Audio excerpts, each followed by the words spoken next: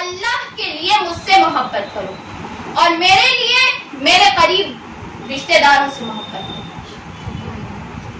کہ میرے لیے میرے قرابت داروں سے محبت کرو۔ اس لیے یہ ذکر عام ذکر نہیں ہے، یہ محبت رسول کا اظہار ہے، یہ اظہار محبت ہے کہ ہم آقا صلی اللہ علیہ وسلم سے وہ محبت کا اظہار کریں جو آقا صلی اللہ علیہ وسلم امام حسین سے کیا کرتے تھے۔ امام حسین کو یہ کربلا کے بیفور جو میں نے بتایا کہ کربلا جو واقع ہوا وہ کہاں سے شروع ہوا؟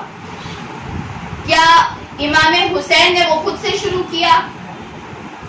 خود سے ساری باتیں رونما ہو گئی؟ نہیں، ایسی باتیں نہیں۔ امام حسین کی شہادت کا ذکر حضرت ابو ہریرہ رضی اللہ تعالیٰ عنہ فرماتے ہیں کہ آقا صلی اللہ علیہ وسلم نے یہاں تک سال بھی بتا دیا تھا کہ اس سال میرا حسین شہید ہوگا۔ تو حضرت ابو ہریرہ رضی اللہ تعالیٰ عنہ یہ 60 ہجری 60 ہجری جب شروع ہونے والا تھا، کیونکہ 61 ہجری کے شروعات میں 60 ہجری میں یزید خلیفہ بنا تھا۔ یزید خلیفہ بنا تھا، خلیفہ یعنی بادشاہ بنا تھا، اس کو خلیفہ نہیں کہا جائے گا اس لیے کیونکہ خلافت خلفائے راشدین پہ ختم ہو گئی۔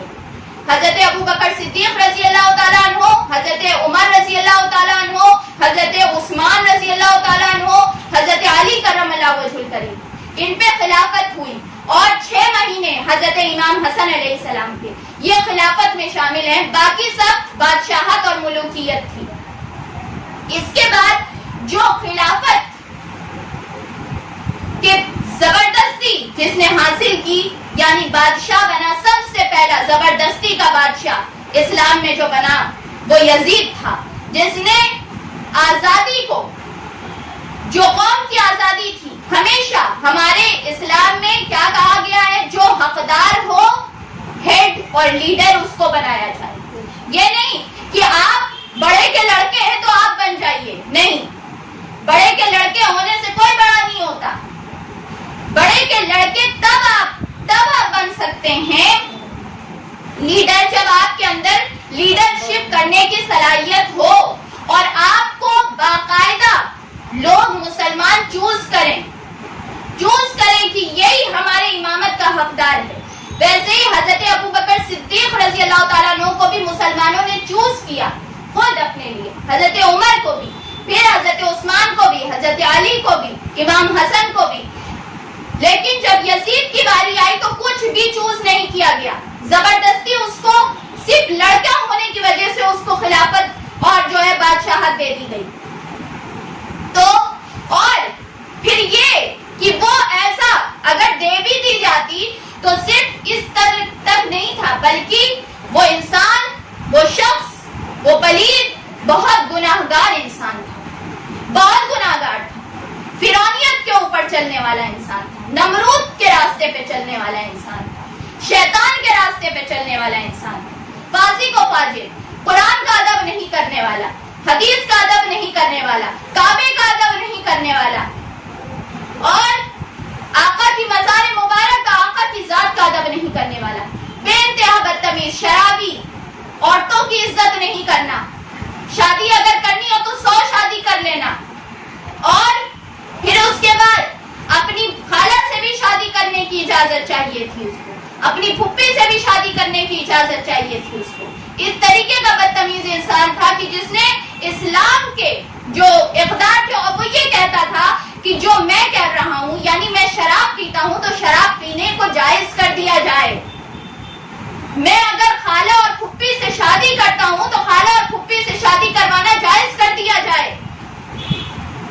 یہ اس کی خرافات تھی۔ اتنا بدتمیز شخص وہ کیسے مسلمانوں کا لیڈر بن سکتا ہے؟ جس کو جو قرآن کے احکامات کو نہ مانے، جو اللہ کی باتوں کو بدلنا چاہے، وہ انسان، وہ ایسا مردود شخص جو اسلام ہی میں نہ رہا، جس نے قرآن کا انکار کیا، اس نے دین اسلام کا انکار کیا، جو رہا ہی نہیں اسلام میں، پھر وہ ہمارا بادشاہ کیسے بن سکتا ہے؟ اس کی خلافت، اس کی بادشاہت بالکل اس لائق نہیں تھی کہ اس کو قبول کیا جاتا۔ اور پھر زبردستی. تو حضرت ابو ہریرہ یہ فرماتے تھے جیسے ہی سن 60 ہجری شروع ہونے والا تھا، حضرت ابو ہریرہ اس وقت آقا کا تو وصال ہو چکا تھا، آقا پردہ فرما گئے تھے، تو حضرت ابو ہریرہ زندہ تھے. حضرت ابو ہریرہ رضی اللہ تعالیٰ عنہ راستے میں بازاروں میں چلتے اور چیختے تھے، اور چیخ کے یہ کہتے تھے اللہم انی اعوذ بک من رأس الستین و امارت الصبیان، کہ اے اللہ مجھے بچا لے سن 60 ہجری کے شروع ہونے سے، بچا لے، اٹھا لے سن 60 ہجری کے شروع ہونے سے، اور اس طریقے کے آوارہ لڑکوں کو اور آوارہ نوجوانوں کو ہمارا بادشاہ بنانے سے پہلے ہم کو اٹھا لے. اور اللہ تعالیٰ نے ان کی دعا قبول کی اور سن 60 ہجری ہونے سے پہلے حضرت ابو ہریرہ کا وصال ہو گیا. تو آقا نے فرمایا، یہ صحابی تھے آقا کے، اور حضرت ابو ہریرہ وہ صحابی ہیں جن سے حدیث کی کتابوں میں سب سے زیادہ حدیثیں حضرت ابو ہریرہ نے روایت کی. آقا کے ساتھ سب سے زیادہ رہتے تھے اور حدیثیں لکھتے رہتے تھے، تو انہیں بہت ساری راز کی باتیں پتہ تھی. اسی لیے وہ جانتے تھے کہ یزید جب آئے گا تو بہت خون خرابہ ہونے والا ہے، اور وہ کچھ ہونے والا ہے جو ہماری آنکھیں دیکھنے کے لائق نہیں ہے، قابل نہیں ہے دیکھنے کے. اس لیے ہمیں جانا چاہیے. اب ہم چلے جائیں ورنہ پتہ نہیں کس امتحان میں مبتلا ہو جائیں گے. حضرت ابو ہریرہ یہ فرماتے تھے یزید جب حضرت امیر معاویہ رضی اللہ تعالیٰ عنہ انہوں نے خلافت جو لی تھی، بیک گراؤنڈ ذرا سن لیجئے کہ یزید خلیفہ بنا کیسے، اتنا بدتمیز ہونے کے بعد اس کو خلیفہ کیسے بنایا گیا اور وہ خلافت تک کیسے پہنچ گیا، مسلمانوں کے لیڈرشپ تک کیسے چلا گیا. بات یہ تھی کہ جب حضرت علی کرم اللہ وجہ الکریم مولا علی کا دور تھا، تو اس وقت حضرت معاویہ رضی اللہ تعالیٰ عنہ نے اپنی خلافت کا اعلان کر دیا تھا. وہ کچھ وجہ تھی، اس طرف ہم نہیں جائیں گے کیونکہ وہ ایک لمبا ٹاپک ہے.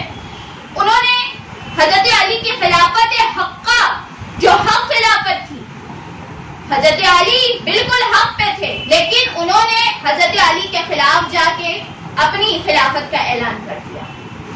کہا کہ ہم بھی خلیفہ ہیں، اور انہوں نے شام میں، حضرت علی مدینہ شریف میں تھے اور انہوں نے شام میں یعنی دمشق جو ہے سیریا جس کو آج کہا جاتا ہے، وہاں پہ انہوں نے اپنی خلافت کا اعلان کیا حضرت علی. اور ان سے کافی بہت ساری باتیں بھی ہوئی اور پھر بہت کچھ ہوا، لیکن حضرت امیر معاویہ اپنی خلافت پہ رہے، نہیں چھوڑا انہوں. اور حضرت علی کرم اللہ وجہ الکریم نے بھی، کیونکہ حضرت معاویہ رضی اللہ تعالیٰ عنہ صحابیوں میں سے تھے، اس لیے زیادہ کوئی ایسی باتیں نہیں ہوئی. لیکن جب امام حسن آئے، امام حسن نے بھی حضرت علی کیونکہ مدینہ شریف میں تھے، اور مدینہ شریف میں جب تک تھے تو مدینہ شریف میں انہوں نے کوئی بحث مباحثہ نہیں کرنا چاہا، اس لیے وہ کوفے میں چلے گئے. کوفے میں چلے گئے کہ مدینے میں اگر ہم رہیں گے تو مدینے میں بحث ہوگی، مباحثہ ہوگا، اور پھر یہ بات ہوگی کہ کس کو بنانا چاہیے کس کو نہیں، ہو سکتا ہے کہیں جنگ نہ ہو جائے مدینے میں. تو ہم کوفے چلے جائیں. کوفہ چلے گئے اور کوفے میں اپنا کیپٹل بنا لیا. حضرت امام حسن جب آئے تب امام حسن خلیفہ بنے، تب بھی حضرت امیر معاویہ نے کہا کہ آپ جو ہے وہ ہٹ جائیں اور ہم خلافت سنبھالیں گے. حضرت امام حسن علیہ السلام جو خلافت کے حقدار تھے اور صحیح حقدار تھے، انہوں نے کچھ مصلحت کے تحت کہ مسلمانوں میں آپس میں لڑائی نہ ہو، مسلمان ایک ہو جائیں. دو خلیفہ رہیں گے تو دو گروہ میں بٹے رہیں گے، اس لیے مسلمان ایک ہو جائیں. حضرت امام حسن نے معاہدہ کر لیا کہ ٹھیک ہے ہم خلافت آپ کو دے دیتے ہیں. حضرت امام حسن نے خلافت دے دی، لیکن اس شرط پہ دی کہ آپ اپنے بعد کسی کو خود سے خلیفہ نہیں بنائیے گا، کسی کو خود سے خلیفہ نہیں بنائیے گا، بلکہ جو بھی خلیفہ بنے گا وہ مسلمانوں کے آپسی رائے سے بنے گا، اور جو حقدار ہوگا اس کو دیا جائے گا. یہ معاہدہ تھا، اس پہ معاہدہ ہوا. لیکن معاہدہ ہونے کے باوجود بھی امام حسن جب شہید ہو گئے اور حضرت معاویہ کے وصال کا وقت آنے لگا، تو اس وقت انہوں نے خود سے اپنے بیٹے یزید کو خلیفہ بنا دیا، اور انہوں نے اپنے بیٹے جو تھے ان کے یزید جو تھا اس کو خلیفہ بنایا، اور یہ چاہا کہ سارے لوگ اس کو اپنا خلیفہ مان لیں، سارے مسلمان اس کو اپنا خلیفہ مان لیں، لیکن یہ ہونا ناممکن تھا، اس لیے کیونکہ اس وقت بہت سارے ایسے لوگ تھے۔ اس حضرت امیر معاویہ رضی اللہ تعالیٰ عنہ نے یزید کو کہا کہ یزید تمہارے لیے ہر کوئی مان لے گا، پیسہ دو گے مان لیں گے سب کوئی، پیسہ دو گے، لالچ دو گے، گورنر بنانے کا ہر کوئی مان لے گا کہ ہاں ٹھیک ہے آپ ہی بڑھے آپ ہی بڑھے۔ ویسے ہی ہوتا ہے، لوگ ڈرا دیتے لوگ مان جاتے ہیں، لیکن یہ لوگ نہیں مانیں گے۔ وہ کون ہے؟ سب سے پہلے حسین ابن علی، تمہیں نہیں مان سکتے۔ دوسرے عبداللہ بن زبیر، تمہیں نہیں مان سکتے۔ حضرت عبداللہ بن زبیر، یہ سارے لوگ صحابیوں میں سے تھے۔ پھر حضرت عبداللہ بن عباس، تمہیں نہیں مانیں گے۔ پھر عبداللہ بن عمر، حضرت عمر کے لڑکے، تم کو نہیں مانیں گے۔ اور تیسرا عبد الرحمن بن حضرت ابو بکر رضی اللہ تعالیٰ عنہ، یہ 5 لوگ تم کو نہیں مان سکتے، اس لیے کیونکہ ان کا بہت پختہ ایمان ہے، ان لوگوں کا ایمان بہت پختہ ہے، یہ تمہارے جیسے شخص کو خلیفہ نہیں مانیں گے۔ لیکن حضرت امیر معاویہ نے اس پلید کو یہ کہا تھا کہ تم زبردستی مت کرنا، تمہیں کرنا ہوگا ان کو بولنا، بیعت لینے کے لیے کہنا کہ میرے بات مان لے، لیکن اگر نہ مانے تو خاموش ہو جانا، چھوڑ دینا ان کو ان کے حال پہ۔ لیکن یزید جب خلیفہ بنا تو خلیفہ بنتے ہی اس نے حضرت زبیر جو تھے، عبداللہ بن زبیر، حضرت عمر کے لڑکے اور حضرت ابو بکر صدیق کے لڑکے، یہ جو تھے ان کو حضرت ابو بکر صدیق کے جو صاحبزادے تھے ان کا انتقال ہو چکا تھا، وصال ہو گیا حضرت معاویہ کے زمانے میں، اور حضرت عبداللہ بن عمر ان کو خلافت کا لیڈرشپ کا شوق نہیں تھا، یعنی یہ ذرا دور رہنا چاہتے تھے معاملات سے، اور حضرت عبداللہ بن عباس بھی دور رہنا چاہتے تھے، حضرت عبداللہ بن زبیر انہوں نے کیا کیا، مکے میں جو ہے چلے گئے، مدینہ چھوڑ کے مکے میں چلے گئے، اور اس طریقے سے اپنی جگہ منتقل کر لی کہ یہاں پہ کوئی ان کو کہے گا نہیں کچھ۔ لیکن امام حسین علیہ السلام کیونکہ نواسہ رسول تھے، ان کے اندر حسین و منی وانا من الحسین کی بات تھی کہ حسین مجھ سے ہے، میں حسین سے ہوں۔ یہ عظیم بات آقا نے کہی کہ حسین، لوگوں جان لو حسین مجھ سے، میں حسین سے ہوں۔ تو امام حسین ہر کوئی ڈر سکتا تھا، ہر کوئی پیچھے جا سکتا تھا، ہر کوئی قدم ہٹا سکتا تھا، لیکن حسین قدم ہٹانے والوں میں سے نہیں تھے، حسین ڈرنے والوں میں سے نہیں تھے۔ حسین جانتے تھے امام حسین علیہ السلام کہ ہمیں شہادت کا جام پینا، ہمارے نانا کو منہ دکھانا ہے قیامت کے دن کہ اگر نانا نے پوچھ لیا کہ حسین جب میری امت گمراہ ہو رہی تھی، امت پہ کڑا وقت تھا، تو تم خاموش بیٹھے تھے، امام حسین کے اندر جو محمدی خون تھا وہ ان کو بیٹھانے نہیں دے رہا تھا، اور یہ ان کا ہی حق تھا کہ وہ کھڑے ہو جائے، اور انہوں نے اسی حق کو اختیار کیا۔ رخصت ہو سکتی تھی، چھوڑ سکتے تھے وہ، نہیں، اگر نہیں چاہتے تو کسی دیہات میں چلے جاتے، کسی ریگستان میں چلے جاتے، خاموشی سے نہ مانتے، کنارے ہو جاتے، لیکن امام حسین نے کہا کہ آگے جو امت آئے گی اس کو میں یہ سکھا کے جاؤں گا کہ جب کوئی ظالم آئے تو کنارے ہو جانا نہیں، مجھے یہ سکھانا ہے کہ جب کوئی ظالم آئے تو اس کے سامنے کھڑے ہو جانا اور کہنا کہ آؤ، کم ہے تو کیا ہوا، ہمت ہے، اللہ ہے، رسول ہے ہمارے ساتھ، اور ہم وہ کلمہ پڑھنے والے ہیں لا الہ الا اللہ کا، کہ ہم یہ مانتے ہیں کہ اس اللہ کے سوا کوئی معبود نہیں، ہم اللہ اکبر کا نعرہ لگاتے ہیں کہ اس اللہ کے سوا کوئی بڑا نہیں، یعنی وہ اللہ سب سے بڑا ہے، کوئی بادشاہ، کوئی بڑا انسان، کوئی ظالم بڑا سے بڑا میرے اللہ سے تو بڑا نہیں ہو سکتا۔ ہم ایک رہیں گے لیکن میرے ساتھ میرا رب رہے گا. ہم اس کلمے کو امام حسین نے، ہم کلمہ پڑھتے ہیں، امام حسین نے زندگی میں کلمہ پڑھ کے نہیں بلکہ کلمے کے اوپر عمل کر کے دکھایا کہ کوئی نہیں ہے سوائے اللہ. امام حسین کو اس لیے وقت بھی ختم ہونے والا ہے، ہم اس بات کو اور آگے لے کے جائیں گے کہ امام حسین کو یزید نے خط بھیجا. مدینہ شریف میں خط آیا، مدینہ شریف میں یہ خط آیا. ولید، اس وقت مدینے کا گورنر جو تھا ولید بن عقبہ تھا، ولید بن عقبہ نام تھا مدینے کے گورنر کا. اس کو خط آیا. یزید نے جب اپنی بادشاہت کا اعلان کر دیا تھا تو اس نے سب سے پہلے ولید بن عقبہ کو خط بھیجا، وہ گورنر تھا اس وقت، کی تم امام حسین سے میری بیعت کرواؤ اور اگر نہیں وہ مانے تو ان کا سر قلم کر دو، نہیں مانے تو ان کا سر قلم کر دو.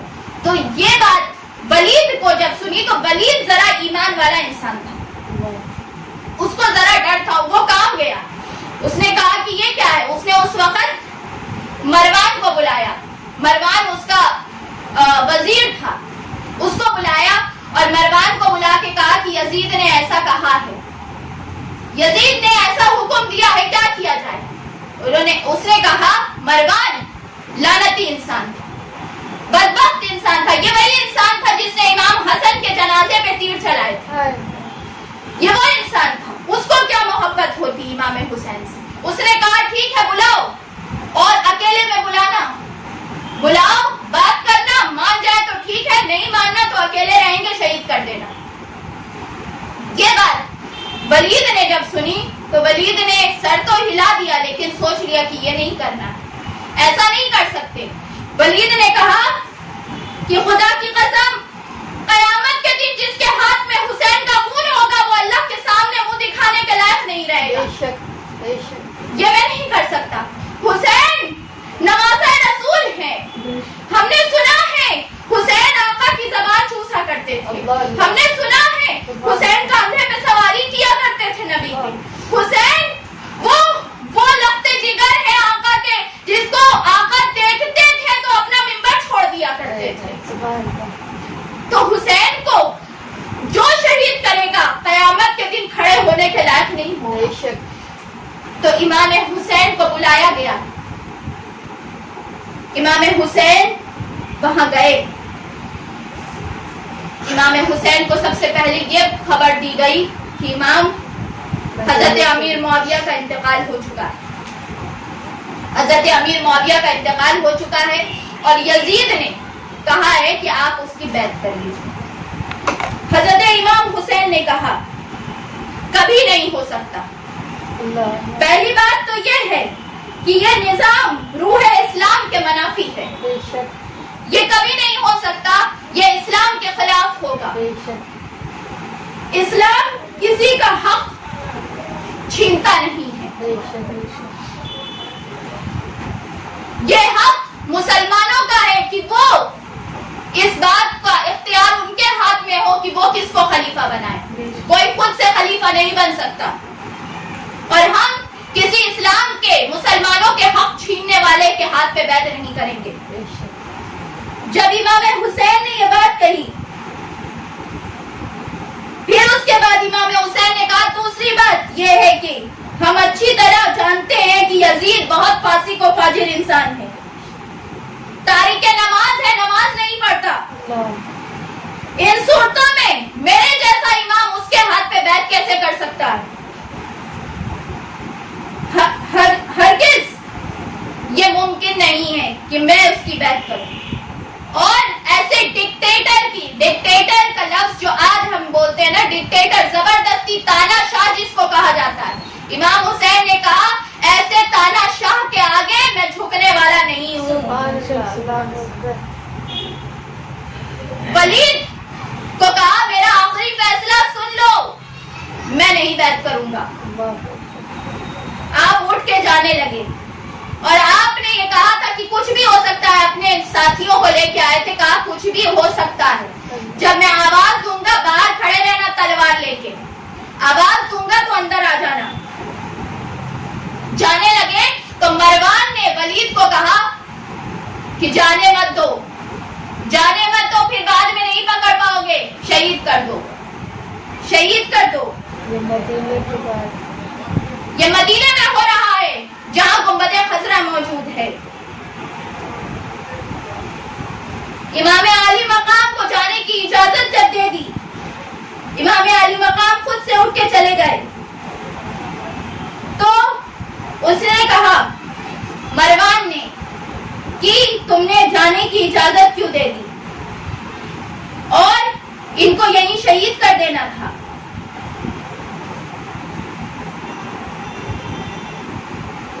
तो हजरत इमाम हुसैन ने जैसे ही ये लफ्ज सुना, इमाम हुसैन ने अपनी तलवार निकाली और कहा कि आ जाओ। वापस जा रहे थे, पलट के आ गए, पलट के आ गए, कार में आवाज आ गई, कहा आ जाओ, अगर यही चाहते हो तो क्या तुम मुझे मारोगे, तुम मुझे शहीद करोगे, तुम जानते नहीं हो कि मैं कौन हूं। वलीद ने कहा नहीं इमाम, हम आपको शहीद नहीं करने चाहते, आप छोड़ दीजिए, रहने दीजिए। इमाम हुसैन तलवार वापस रख के चले गए। मरवान ने वलीद से कहा कि यही करना चाहिए था, नहीं जाने देना चाहिए था। तो जब वलीद ने यह बात कही कि ऐसा तुम कैसे कर सकते हो, ये बात दुनिया की तमाम दौलतें मुझे मिल जाए, अगर यजीद मार भी दे मुझे तो मैं ये काम नहीं कर सकूं। तो मरवान ने सर तो हिला दिया, लेकिन उसके दिल में ये बात नहीं थी, वो ये चाहता था कि शहीद कर दिया जाए। हजरत इमाम हुसैन ये खोते ही अपने घर वालों के पास आए और अपने घर वालों के पास आके कहा कि बड़ा ही मुश्किल वक्त आ चुका है, मेरे होते हुए मदीने मुनव्वरा की गलियों में खून नहीं बहना चाहिए। मुझे लगता है कि अगर मैं यहाँ रहूंगा तो ये मदीने में खून खराबा शुरू कर देंगे और यही हमारे शहादत के दर पे हो जाएंगे, इसलिए हमें मदीना छोड़ देना चाहिए। तुम लोग अपने सामान को बांध लो।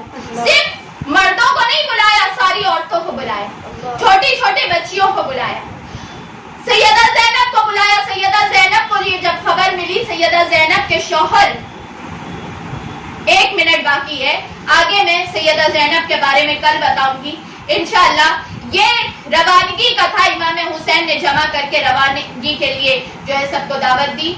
अब इंशाअल्लाह रवाना कैसे हुए, कैसे आका की मजार पे गए, कैसे सबकी मजार पे जाके अलविदा कहा, कैसे मदीना छोड़ा, किस दिल से मदीना छोड़ा, किस तरीके से तड़प के मदीना छोड़ा। आज हम मदीना छोड़ते हैं, बचपन मदीने में गुजरा, आका मदीने में किस तरीके से छोड़ा, इंशाअल्लाह हम कल बताएंगे।